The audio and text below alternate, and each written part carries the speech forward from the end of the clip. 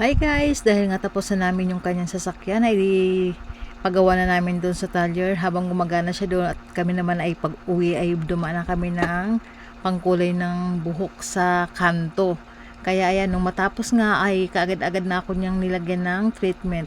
Ang treatment nga pala ay pampaganda ng kulay, pampalabas ng kulay, pampaayos ng buhok. So yung ginamit namin may 80% na straightening, pero not sure pa rin, no, kasi nga masyadong makapal yung buhok ko, makapal yung strand niya.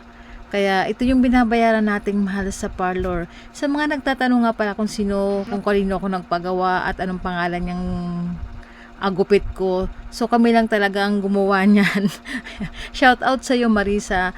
Kami lang ang gumawa niyan. Yung kulay ng buhok ko, lumabas yung parang kala mo balad siya. Gilipit-gilipit ko lang siya dito sa harapan. Tapos yung kulay niyan ay uban ko yan, no, kinulayan, kaya nagmistula siyang highlights. Talagang so, nakatipid bumagay kasi naman, napakamahal kaya magpa-highlights. diba, nakatipid, diba?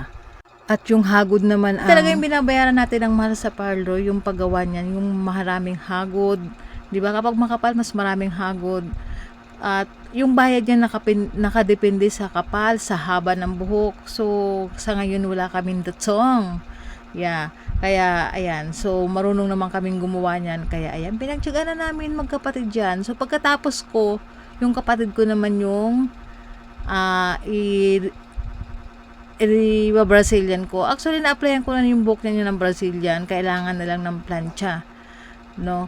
So, ayan yung resulta ng kwentuhan namin, di ba? Actually, nagkukwentuhan lang talaga kami. So, parang makabuluhan yung kwentuhan namin. May kasamang trabaho. Para 2-in-1 na, nakapagkwento ka na, 'di ba? Nakapag-banding na kayo magkakapatid. Kaso nga lang yung kapatid kong bunso ay masyadong mahirap sa camera, ayaw humarap sa camera. Kaya iwas na iwas talaga ako sa kanya para hindi siya mahagip. Batang are.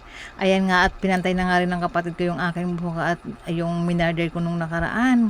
Kailangan ko nang ayusin. At yun yung resulta ng aming mga pinagagawa, 'di ba? Yun lamang guys. Thank you for watching.